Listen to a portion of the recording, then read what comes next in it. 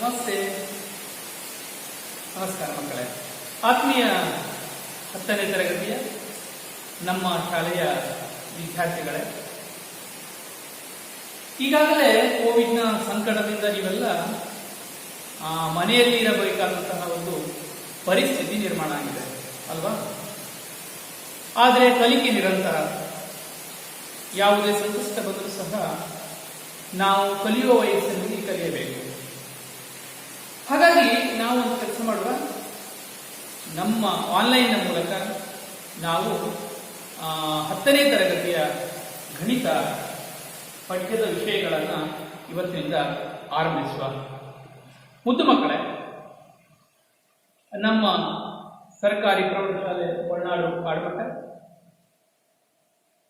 ಇದರ SSLCಯ ಈ ವರ್ಷದ ಬ್ಯಾಚಿನಲ್ಲಿ ನೀವಿದ್ದೀರಿ. ಬಹಳ ಉತ್ತಮವಾಗಿ ಕಲಿಯುವಂತಹ ಮಕ್ಕಳಿದ್ದೀರಿ. ಹಾಗಾಗಿ ಸಮಯವನ್ನು ಹಾಳು ಮಾಡೋದು ಬೇಡ. ನೀವು ನಾನು ಕಳಿಸಿದಂಥ ಲಿಂಕನ್ನು ನೋಡಿ ಈ ಪಾಠವನ್ನು ಪುನಃ ಪುನಃ ಪುನಃ ಕೇಳಿ ಅದರಲ್ಲಿರುವ ಕಲಿಕಾಂಶಗಳನ್ನು, ಅದರಲ್ಲಿರುವ ಅಂಶಗಳನ್ನು ಅರ್ಥ ಮಾಡ್ಕೊಳ್ಳಿಕ್ಕೆ ಪ್ರಯತ್ನ ಮಾಡಿ. ಮತ್ತೆ ಏನಾದರೂ ಅರ್ಥ ಆಗದಿದ್ದರೆ ನನ್ನನ್ನು ಸಂಪರ್ಕಿಸಿ. ಈಗ ಪಾಠವನ್ನು ಆರಂಭಿಸುವ ಅಲ್ವಾ? ಸರಿ ಮಕ್ಕಳೇ, ಇವತ್ತಿನ ನಮ್ಮ SSLC ಆನ್ಲೈನ್ ಪಾಠಗಳು ಗಣಿತ ವಿಷಯದಲ್ಲಿ ಒಂದು ಹೊಸದಾದ ಅದ್ಭುತವಾದ ಒಂದು ಬಹಳ ಖುಷಿ ಕೊಡುವ ಒಂದು ಚಾಪ್ಟರ್ ಇದೆ. ಅದು ಯಾವುದು ಕೇಳಿದ್ರೆ ಸಮಾಂತರ ಶ್ರೇಣಿಗಳು. ಒಮ್ಮೆ ಯೋಚನೆ ಮಾಡಿ, ನಿಮ್ಮ ಪ್ರೀವಿಯಸ್ ಕ್ಲಾಸಸ್ಗಳಲ್ಲಿ 9ನೇ ಕ್ಲಾಸ್ ಇರ್ಬೋದು, 8 ಇರ್ಬೋದು, 7ನೇ ಕ್ಲಾಸ್ ಇರ್ಬೋದು, ಇದರಲ್ಲಿ ಎಲ್ಲಾದ್ರೂ ನೀವು ಈ ಪಾಠವನ್ನು ಕಲ್ತಿದ್ದೀರಾ? ಕಲ್ತಿದ್ದೀರಾ? ಇಲ್ಲ ಹೇಳ್ತಾ ಇದ್ದಲ್ಲ. ಎಸ್ ಮಕ್ಕಳೇ, ನೇರವಾಗಿ ಈ ಪಾಠವನ್ನು ನೀವು ಇದುವರೆಗೆ ಕಲ್ತಿಲ್ಲ. SSLC ವಿದ್ಯಾರ್ಥಿಗಳಿಗೆ ಇದು ಹೊಸದಾದ ಪಾಠ. ಹಾಗಂತೇಳಿ ಇದು ನಾವು ಬಳಸದೇ ಇರುವ ಅಥವಾ ನಾವು ಕಲಿಯದೇ ಇರುವ ಅಂಶ ಏನಲ್ಲ. ನಿತ್ಯ ಜೀವನದಲ್ಲಿ ನಾವು ಮಾಡುತ್ತಿರಬಹುದಾದ ಎಲ್ಲ ಅಂಶಗಳು ಇದರಲ್ಲಿದೆ. ಹಾಗಾಗಿ ನೇರವಾಗಿ ಒಂದು ಆಕ್ಟಿವಿಟಿಯನ್ನು ಕೊಡ್ತೇನೆ. ಎಲ್ಲರೂ ನೋಟ್ಬುಕ್ಕು, ಪೆನ್ನು ಇದೆಯಲ್ಲ, ಆ ನೋಟ್ಬುಕ್ ಅಂದರೆ ನೀವು ನಿಮ್ಮ ನೋಟ್ಬುಕ್ಕನ್ನು ಇಟ್ಕೊಂಡು ನಾನು ಹೇಳಿದ ಒಂದು ಆಕ್ಟಿವಿಟಿಯನ್ನು ಮಾಡಬೇಕೀಗ. ನಿಮಗೆ 1 ನಿಮಿಷದ ಅವಧಿಯನ್ನು ಕೊಡ್ತೇನೆ. ರೆಡಿ? ಓಕೆನಾ? ಎಸ್, ಎಲ್ಲ ರೆಡಿ ಇದ್ದೀರಿ? ನೀವೇನು ಮಾಡಬೇಕು ಅಂದರೆ, ನಾನು ಒಂದು ಸಂಖ್ಯೆಯನ್ನು ಕೊಡ್ತೇನೆ ನಿಮಗೆ. ಕೇಳಿಸ್ಕೊಳ್ಳಿ, ನಾನು ನಿಮಗೆ ಒಂದು ಸಂಖ್ಯೆಯನ್ನು ಕೊಡ್ತೇನೆ. ಆ ಸಂಖ್ಯೆಗೆ ನಿರ್ದಿಷ್ಟವಾದ ಒಂದು ಸಂಖ್ಯೆಯನ್ನು ಕೂಡಿಸಿಕೊಂಡು ಹೋಗಬೇಕು. ಆಗ್ಬೋದಾ? ಹಾಗಾದರೆ ಮೊದಲ ಆಕ್ಟಿವಿಟಿಯ ಮೊದಲ ಭಾಗದಲ್ಲಿ ಒಂದು ಸಂಖ್ಯೆಯನ್ನು ನಾನು ಕೊಡ್ತೇನೆ, ಅದಕ್ಕೆ ನಿರ್ದಿಷ್ಟವಾದ ಸಂಖ್ಯೆಯನ್ನು ಮೊದಲು ನಾನು ಕೊಡ್ತೇನೆ, ಅದನ್ನು ನೀವು ಕೂಡಿಸಿಕೊಂಡು ಹೋಗಬೇಕು. Okay, shall I start? Yes, ನಾನು ಕೊಡುವ ಸಂಖ್ಯೆ 10, ಕೂಡಿಸಬೇಕಾದ ಸಂಖ್ಯೆ 5. ಅದಕ್ಕೆ 5ಅನ್ನು ಕೂಡಿಸ್ತಾ ಹೋಗ್ಬೇಕು. ಕೂಡಿಸುವ ಸಂಖ್ಯೆ +5. Yes, start. ಎಸ್, ಕುಮಾರ್. ಓಕೆನಾ? ಮಾಡ್ತಾ ಇದ್ದೀರಾ?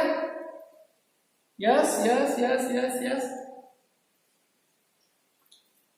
ಓಕೆ, ಎಷ್ಟು ಜನ ಕಂಪ್ಲೀಟ್ ಆಯ್ತು? ವೆರಿ ಗುಡ್, ತುಂಬಾ ಜನ ಮಾಡಿದ್ರಿ. ಏನ್ ಮಾಡಿದ್ರಿ? 10 ಕೂಡಿಸಬೇಕಾದ ಸಂಖ್ಯೆ 5 ಅಂತ ಹೇಳಿದ್ರಿ.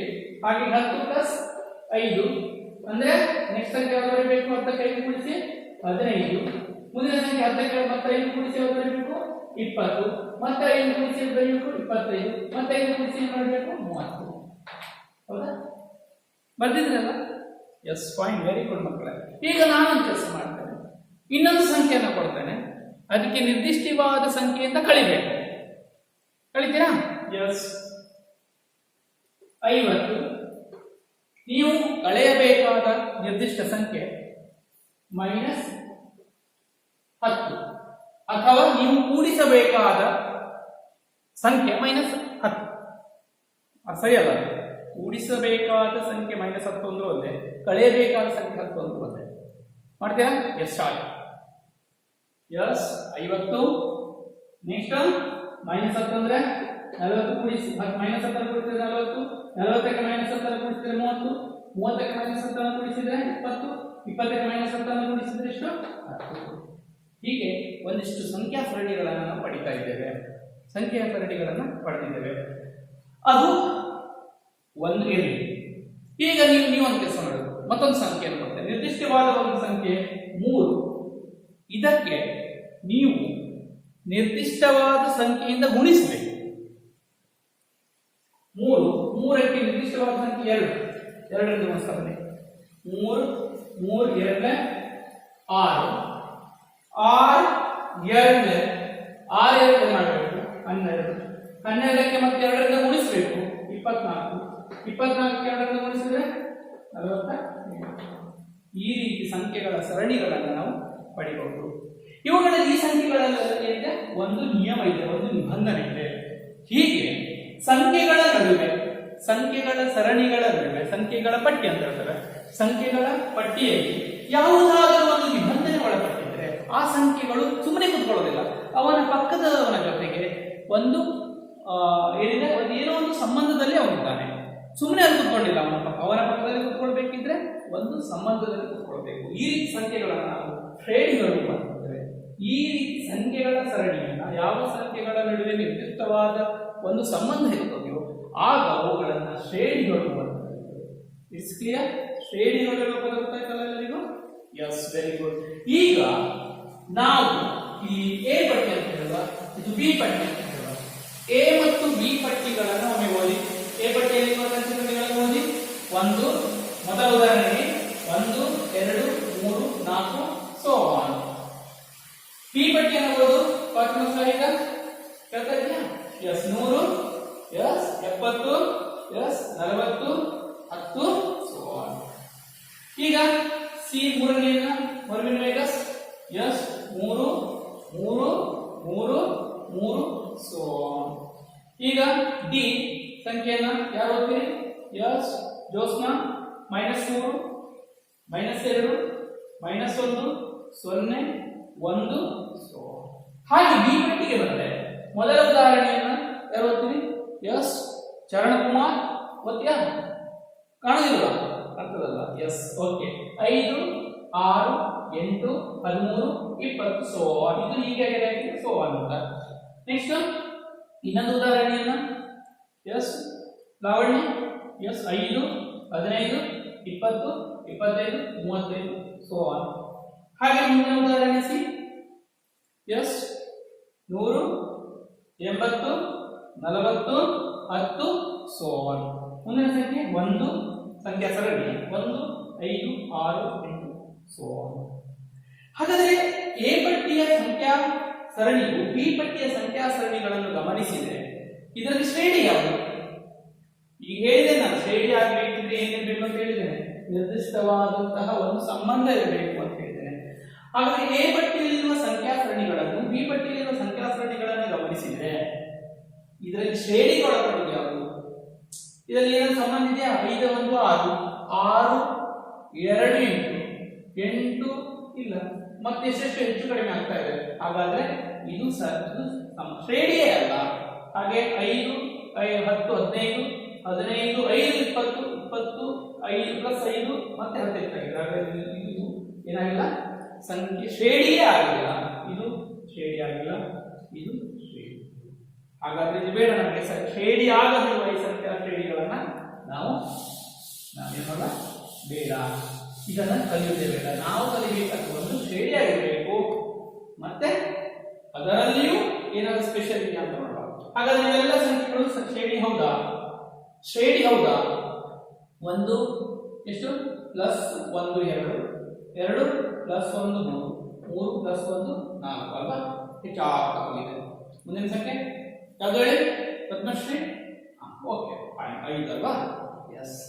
ಎರಡನೇದರಲ್ಲಿ ಸಂಖ್ಯೆ ಹೆಚ್ಚಾಗ್ತಾ ಹೋಗಿದೆ, ಹೆಚ್ಚಾಗ್ತಾ ಹೋಗಿದೆ ಇಲ್ಲ ಹೇಳ್ತಿದ್ದಾರೆ ಇಲ್ವಾ? ಸಂಖ್ಯೆ ಹೆಚ್ಚಾಗ್ತಾ ಹೋಗಿಲ್ವಾ? ಸಂಖ್ಯೆ ಹೆಚ್ಚಾಗ್ತಾ ಹೋಗಿಲ್ವಾ? ನೋಡುವ. 100ಕ್ಕೆ ಎಷ್ಟು ಕೂಡಿಸಿದ್ರೆ 70? 100ಕ್ಕೆ ಕೂಡಿಸಿದ್ರೆ 70 ಆಗ್ತದೆ ಅಂತ ಹೇಳುದಲ್ಲ. ಹೌದು ಮಕ್ಕಳೇ, ಇಷ್ಟು ನೀವು ಚಿಕ್ಕ ಮಕ್ಕಳಾದ್ರೆ ಹೇಳಲಿಕ್ಕೆ ಆಗುದಿಲ್ಲ. ಕೂಡಿಸುವುದು ನಾವು ಎಷ್ಟು ಸಂಖ್ಯೆಯನ್ನ ಕೂಡಿಸಿದ್ರೆ 70 ಬರುವುದಿಲ್ಲ, ಸಲ ಕಳೆದು ಬರುತ್ತೆ ಅಂತ ಹೇಳಿ. ಬಟ್ SSLC ವಿದ್ಯಾರ್ಥಿಗಳಾಗಿ 100ಕ್ಕೆ ನಾನು ಎಷ್ಟು -30 ಕೂಡಿಸಿದ್ರೆ -30 ಕಳೆಯೋದಂದ್ರೆ ಮೈನಸ್ ಅನ್ನು ಕೂಡಿಸುವುದು. -30 ಕೂಡಿಸಿದ್ರೆ 70 ಬರ್ತದೆ. 70ಕ್ಕೆ ಎಷ್ಟು ಕೂಡಿಸಬೇಕು? ಹಾಗೆ -30 ಕೂಡಿಸಿದ್ರೆ 40 ಬರ್ತದೆ. 40ಕ್ಕೆ -30 ಕೂಡಿಸಿದ್ರೆ 40 ಬರ್ತದೆ. ಹಾಗಾಗಿ ನಿರ್ದಿಷ್ಟ ಸಂಖ್ಯೆ ಎಷ್ಟು? -30. ಇದನ್ನು ಕೂಡಿಸುವಾಗ ಮುಂದಿನ ಸಂಖ್ಯೆ ನನಗೆ ಬಂತು ಅಲ್ವಾ? ಹಾಗಾದ್ರೆ ಇಲ್ಲಿ ಏನ್ ಸರ್ ಮೊದಲೇ ಬರ್ತೀನಿ ಎಸ್ ನೋಡುವ 3ಕ್ಕೆ ಎಲ್ಲ ಕೂಡಿಸಿದ್ರೆ 3 ಸಿಗ್ತದೆ. ಆಗೋದಿಲ್ಲ ಅಂತ ಹೇಳ್ತಾರೆ. ಹೌದಾ? ಆಗೋದಿಲ್ಲ. ಹೌದು, 3ಕ್ಕೆ 3 ಬರಬೇಕಾದ್ರೆ ಏನು ಕೂಡಿಸಬೇಕು? Yes, very good. ಚರಣರಾಜ್ ಹೇಳಿದ್ದಾರೆ 3ಕ್ಕೆ ಸರ್ 0 ಕೂಡಿಸಿದ್ರೆ ಪ್ಲಸ್ 0 ಕೂಡಿಸಿದ್ರೆ 3 ಉಳ್ಕೊಳ್ತದೆ ಅಲ್ವಾ? ನಿನ್ನಲ್ಲಿ 10 ರೂಪಾಯಿ ಹಾಗೆ ಇರ್ಬೇಕಲ್ಲ, ನಾನು ಎಷ್ಟು ಕೊಡಬೇಕು ನಿನಗೆ? ಮತ್ತೆ 0 ಕೊಡ್ಬೇಕು. ಏನು ಕೊಡ್ಬಾರ್ದು? ನನ್ನದು ಕೂಡಿಸಲ್ವಾ? ಪ್ಲಸ್ 0 ಪ್ಲಸ್ 0 ಪ್ಲಸ್ 0 ಅನ್ನ ಕೂಡಿಸುವುದರಿಂದ ಬಂತು. ಹಾಗಾದ್ರೆ ಇಲ್ಲಿ -3 -2 -1 0 1 ಬರಬೇಕಿದ್ರೆ ನಾನು ಎಷ್ಟನ್ನು ಕೂಡಿಸಿದ್ದೇನೆ? -3ಕ್ಕೆ ಎಷ್ಟನ್ನು ಕೂಡಿಸಿದಾಗ -2 ಬರ್ತದೆ. ಎಷ್ಟು ಬರ್ತದೆ? ಧನ್ಯಶ್ರೀ ಗೊತ್ತುಂಟಾ? -3ಕ್ಕೆ ಸರ್ ಎಷ್ಟು ಕೂಡಿಸಿದ್ರೆ -2 ಕೇಳಿದ್ರೆ -1 ಕೂಡಿಸಿದ್ರೆ ಹೆಚ್ಚಾಗ್ತದೆ. ಅದರ ಸಂಖ್ಯೆ ಕಡಿಮೆ ಆಗ್ತದೆ. -3ಕ್ಕೆ +1 ಕೂಡಿಸಿದ್ರೆ -2 ಬರ್ತದೆ. -2 ರೂಪಾಯಿ ಸಿಂಪಲ್. -2 ರೂಪಾಯಿ ಸಾಲ ಇದೆ. -2 ರೂಪಾಯಿ ಸಾಲ, 1 ರೂಪಾಯಿ ಸಾಲ ಕಡಿಮೆ ಆಗಬೇಕಾದ್ರೆ ಮತ್ತೆ 1 ರೂಪಾಯಿ ಕೊಡಬೇಕಲ್ವ ನೀವು ಇಂಡಿಯಾಗೆ? -1 ರೂಪಾಯಿಗೆ ಮತ್ತೆ 1 ರೂಪಾಯಿ 0 ರೂಪಾಯಿ ಮತ್ತೆ +1 1 ರೂಪಾಯಿ +1 2 ರೂಪಾಯಿ ಮುಂದುವರಿಯುತ್ತದೆ ಅಲ್ವಾ? ಇದಿಷ್ಟು ಜನಕ್ಕೆ ಅರ್ಥ ಆಯ್ತು. ಶ್ರೇಣಿಗಳನ್ನ ಪ್ರೋಗ್ರೆಷನ್ಸ್ ಅಂತ ಕರೀತೇವೆ.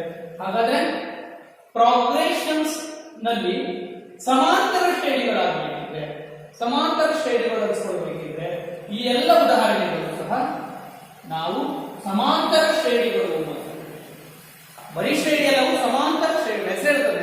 ಸಮ ಅಂತರ, ನಿರ್ದಿಷ್ಟ ಅಂತರದಲ್ಲಿರುವುದು. ಹಾಗಾದ್ರೆ ಸಮಾಂತರ ಶ್ರೇಣಿಗಳಾಗಬೇಕಿದ್ರೆ ಮೊದಲ ಪದಕ್ಕೆ ನಿರ್ದಿಷ್ಟವಾದ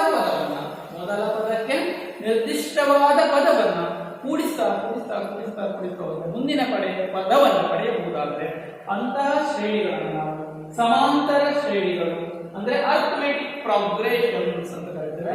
ಅದನ್ನು ಶಾರ್ಟ್ ಆಗಿ AT ಅಂತ ಕರೀತೇವೆ. A.P ಅರ್ಥಮೆಟಿಕ್ ಪ್ರೋಗ್ರೆಷನ್ಸ್ AP ಅಂತ ಕರೀತೇವೆ. ಹಾಗಾದ್ರೆ ನಾವು ಯಾವುದೇ ಶ್ರೇಣಿಯ ವ್ಯಾಖ್ಯೆ ಹೇಗೆ? ಶ್ರೇಣಿಯನ್ನು ಹೇಗೆ ವ್ಯಾಖ್ಯಾನಿಸಬಹುದು? ಶ್ರೇಣಿಗಳನ್ನ ಯಾವುದೇ ಮೊದಲ ಪದವನ್ನು ಬಿಟ್ಟು, ಮೊದಲ ಪದವನ್ನು ಕೊಡಬೇಕಾಗುತ್ತದೆ. ಮೊದಲ ಪದವನ್ನ ಹೊರತುಪಡಿಸಿ ಮುಂದಿನ ಪದವನ್ನು ಮೊದಲ ಪದಕ್ಕೆ ಅಥವಾ ಅದರ ಹಿಂದಿನ ಪದಕ್ಕೆ ನಿರ್ದಿಷ್ಟವಾದ ಪದವನ್ನ ಕೂಡಿಸುತ್ತಾ ಹೋಗಬೇಕು. ಕೂಡಿಸಿದಾಗ ನಾವು ಪಡೆಯುವಂತಹ ಸಂಖ್ಯಾ ಪಟ್ಟಿಯನ್ನ ಸಮಾಂತರ ಶ್ರೇಣಿಗಳು ಅಂತ ಕರೀತೇವೆ. ಇದು ಒಂದು ವ್ಯಾಖ್ಯೆ. ಇನ್ನೊಂದು ರೀತಿಯಲ್ಲಿ ಹೇಳ್ಬೋದು, ಕೂಡಿಸುವುದು ಅಂದ್ರೆ ಏನ್ ಮಾಡಬೇಕು ನೋಡಿ. 2ರಲ್ಲಿ 1 ಕಲಿ, 2ರಲ್ಲಿ 1 ಅಂದ್ರೆ 1, 3ರಲ್ಲಿ 2 ಕಲಿ, ಎಷ್ಟು? 3ರಲ್ಲಿ 2 1, 4ರಲ್ಲಿ 3 ಅಂದ್ರೆ 1, 2ರಲ್ಲಿ 70ರಲ್ಲಿ 100 ಅಂದ್ರೆ ಹೌದಲ್ವಾ? ಆಗ್ತದಲ್ವಾ? ಆಗ್ತದೆ. 70ರಲ್ಲಿ 100 -3, 40ರಲ್ಲಿ 70 ಹೋದ್ರೆ -3, 10ರಲ್ಲಿ 40 ಹೋದ್ರೆ -30. ಇಲ್ಲಿ 3ರಲ್ಲಿ 3 ಹೋದ್ರೆ 0, 3ರಲ್ಲಿ 3 ಹೋದ್ರೆ 0, 3ರಲ್ಲಿ 3 ಹೋದ್ರೆ -2ರಲ್ಲಿ -3 ಹೋದ್ರೆ ಸರ್ ಕಳಿಲಿಕ್ಕೆ -2 -3 -2 +3, 3ರಲ್ಲಿ ಹೋದ್ರೆ +3. ಎಷ್ಟು ಬಂತು? ಅರ್ಥ ಆಗ್ತದಾ?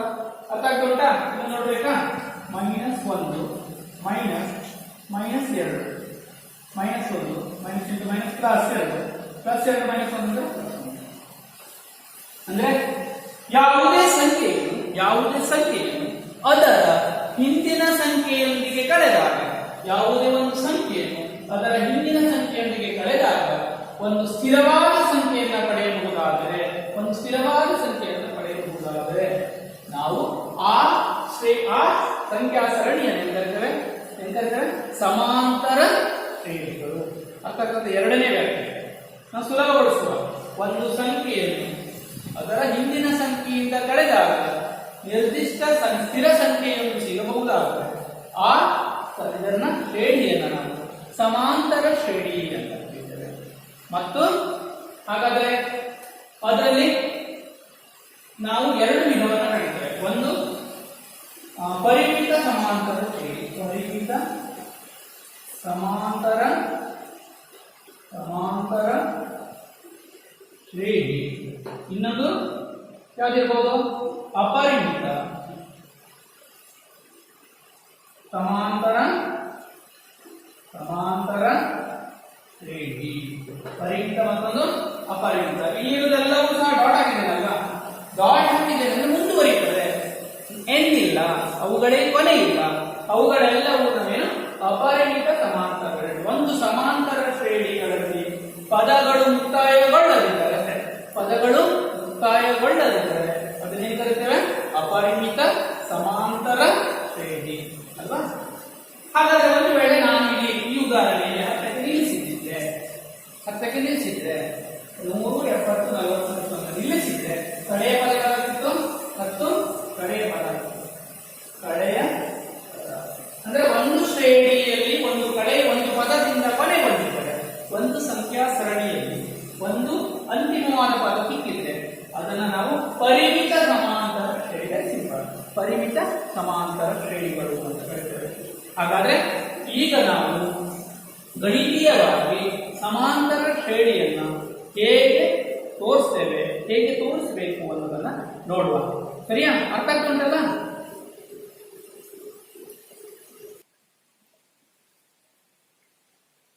ಸರಿ ಮಕ್ಕಳೇ, ಹಾಗಾದ್ರೆ ಸಮಾಂತರ ಶ್ರೇಣಿಯ ನೀವು ಬರ್ಕೊಳ್ಬೇಕಾದ ವ್ಯಾಖ್ಯ, ಈ ವ್ಯಾಖ್ಯಾನ ನೀವು ನಿಮ್ಮ ಗಣಿತ ನೋಟ್ಬುಕ್ ಅಲ್ಲಿ ನನ್ನ ಕ್ಲಾಸ್ ವರ್ಕ್ ಇದೆ ಅದನ್ನು ಬರ್ಕೊಳ್ಬೇಕು.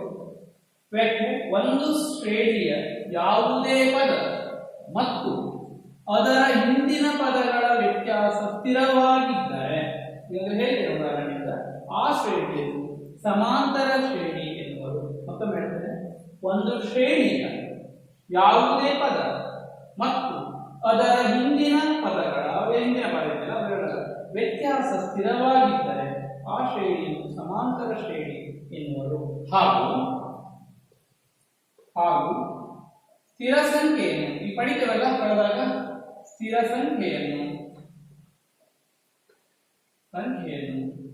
ಸಾಮಾನ್ಯ ವ್ಯತ್ಯಾಸ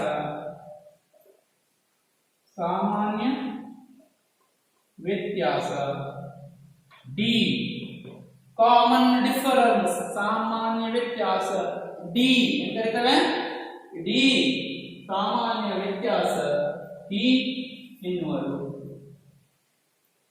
ಎನ್ನುವರು ಅಥವಾ ಸಂಖ್ಯೆಗಳು ಎನ್ನುವರು. ಮತ್ತು ಶ್ರೇಣಿಯ ಮೊದಲ ಪದವನ್ನು ಶ್ರೇಣಿಯ ಆರಂಭಿಕ ಪದವನ್ನು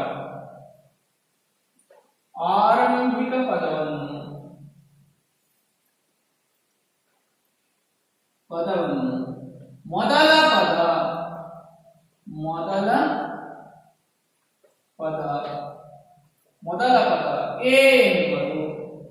ಆರಂಭಿಕ ಪದವನ್ನು ಎ ಅಂತ ನಾವು ತಗೊಳ್ಳೋದು ಕಾಮನ್, ಎ ಎನ್ನುವರು. ಮತ್ತು ಶ್ರೇಣಿಯ ಪದವನ್ನು ಕ್ರಮವಾಗಿ ಎ ಅಥವಾ A1, ಎ ಎರಡನೇ ಪದ, ಎ ಮೂರನೇ ಪದ, ಎ ನಾಲ್ಕನೇ ಪದ, ಎ ಐದನೇ ಪದ, ಸೋ ಆನ್. ಒಂದು ವೇಳೆ 10ನೇ ಪದ ಆಗಿದ್ರೆ A1 ಮೊದಲ ಪದ, A2 ಎರಡನೇ ಪದ, A3 ಮೂರು, A4 A5 10ನೇ ಪದ ಆಗಿದೆ. Very good. A10 11 ಆಗಿದ್ರೆ A11, 12 ಆಗಿದ್ರೆ A12, 50 ಆಗಿದ್ರೆ A50. ಕಡೆಯ ಪದ ಎನ್ನನೇ ಪದ ಆಗಿದ್ರೆ ಗೊತ್ತಿಲ್ಲ. ಎನ್ ಅಂದ್ರೆ ಎಷ್ಟು? 100, 200, 150 ಗೊತ್ತಿಲ್ಲ. ಕಡೆಯ ಪದ ಆಗಿದೆ, ಅದನ್ನ ಎನ್ನನೇ ಪದ ಆಗಿದೆ AN ಇದು ನಾವು ಶ್ರೇಣಿಯ ಪದಗಳು ಅಂತ ಕರೀತೇವೆ. ಹಾಗಾದ್ರೆ ಮಕ್ಕಳೇ, ನಾವು ಇವತ್ತಿನ ಲೆಸನ್ ನಲ್ಲಿ ಶ್ರೇಣಿಗಳ ಬಗ್ಗೆ ಯಾವುದನ್ನ ಕಲಿತ್ವಿ? ನೆನಪು ಮಾಡ್ಕೊಳ್ಳೋಣ. ಶ್ರೇಣಿಗಳು ಅಂದ್ರೆ ಏನು? ಅಂದ್ರೆ ಸಂಖ್ಯಾ ಸರಣಿಗಳೆಲ್ಲವೂ ಶ್ರೇಣಿಗಳಲ್ಲ, ಸಂಖ್ಯೆಯ ಸರಣಿಗಳೆಲ್ಲವೂ ಶ್ರೇಣಿಗಳಲ್ಲ. ಬಟ್ ಶ್ರೇಣಿಗಳಾಗಿದ್ದರೆ ಆ ಪದಗಳ ನಡುವೆ, ಸಂಖ್ಯೆಗಳ ನಡುವೆ, ನಾವು ಸಂಖ್ಯೆಗಳನ್ನು ಇನ್ನು ಪದಗಳು ಕರೀತೇವೆ, ಸಂಖ್ಯೆಗಳ ನಡುವೆ ನಿರ್ದಿಷ್ಟ ಒಂದು ಸಂಬಂಧ ಇರಬೇಕು. ಆ ಸಂಬಂಧ ಇದ್ದರೆ ಅವುಗಳನ್ನ ಶ್ರೇಣಿಗಳು ಅಂತ ಕರೀತಾರೆ. ನಂತರ ಆ ಶ್ರೇಣಿಗಳೆಲ್ಲವೂ ಸಮಾಂತರ ಶ್ರೇಣಿಗಳಲ್ಲ. ಸಮಾಂತರ ಶ್ರೇಣಿ ಆಗಬೇಕಿದ್ರೆ ಮತ್ತೇನಾಗಬೇಕು? ಯಾವುದೇ ಒಂದು ಪದ ಮುಂದಿನ ಪದದೊಂದಿಗೆ ನಿರ್ದಿಷ್ಟವಾದ ಅಂತರದಲ್ಲಿ ಇರಬೇಕು. ಅದನ್ನೇ ನಾವೇನಂತೇವೆ ಆಮೇಲೆ ವ್ಯಾಖ್ಯಾನ ತಂದ್ವಿ.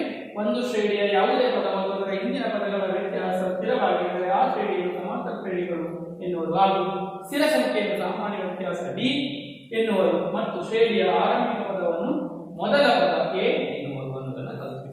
ಮತ್ತು ಶ್ರೇಣಿಯ ಪದಗಳನ್ನು A1, A2, A3, A4, A5, A10 so on AN ಅಂತ ಕರೀತೇವೆ. ನಿಮ್ಗೆ ಒಂದು ಹೋಮ್ವರ್ಕ್ ಇದೆ ಮಕ್ಕಳ.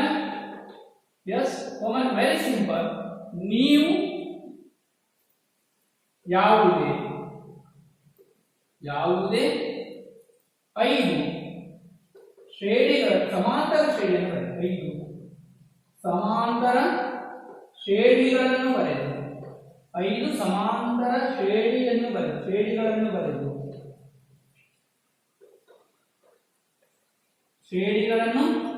ಬರೆದು ಅವುಗಳ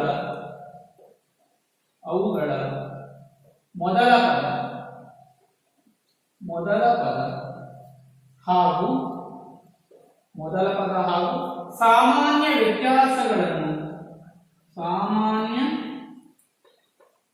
ವ್ಯತ್ಯಾಸಗಳನ್ನು ಬರೆಯಿರಿ. ನಿಮ್ಮ ಹೋಮ್ವರ್ಕ್ ಯಾವುದೇ 5 ಸಮಾಂತರ ಶ್ರೇಣಿಗಳನ್ನು ಬರೆದು ಅವುಗಳ ಮೊದಲ ಪದ ಹಾಗೂ ಸಾಮಾನ್ಯ ವ್ಯತ್ಯಾಸಗಳನ್ನು ಬರೆಯಿರಿ. ಇದು ನಿಮಗೆ ಹೋಮ್ವರ್ಕ್. ಇದನ್ನ ಬರೆದು ನನಗೆ ನೀವು ವಾಟ್ಸಪ್ ಮಾಡಬೇಕು ಮತ್ತು ಶಾಲೆಗೆ ಬಂದಾಗ ಅದನ್ನು ತೋರಿಸಬೇಕು. ಸರಿಯಾ? ಶಾಲೆಗೆ ವಾರಕ್ಕೊಮ್ಮೆ ನೀವು ಬಂದು ತೋರಿಸೋಗ್ಲಿಕ್ಕಿದೆಯಲ್ಲ ಅಥವಾ ಚಟುವಟಿಕೆಯನ್ನು ಕೊಡ್ಲಿಕ್ಕಿದೆಯಲ್ಲ, ಆ ಸಂದರ್ಭದಲ್ಲಿ ನೀವು ಇದನ್ನು ನನಗೆ ತೋರಿಸಬೇಕಾಗುತ್ತದೆ. ಸರಿಯಾ? ಎಸ್. ಹೀಗೆ ನಮ್ಮ ಇವತ್ತಿನ ಈ ಮೊದಲ ಪಾಠ ಸಮಾಂತರ ಶ್ರೇಣಿಗಳು ಹೇಗೆ ಆರಂಭಿಕ ಪಾಠವನ್ನು ಮುಗಿಸುವ. ಎಲ್ಲರೂ ಹೊರಗಡೆ ಸುತ್ತಬೇಡಿ, ಮನೆಯಲ್ಲಿರಿ, ಸೇಫ್ ಆಗಿರಿ. ಥ್ಯಾಂಕ್ ಯು ಮಕ್ಕಳೇ. Thank you. Okay, thank you.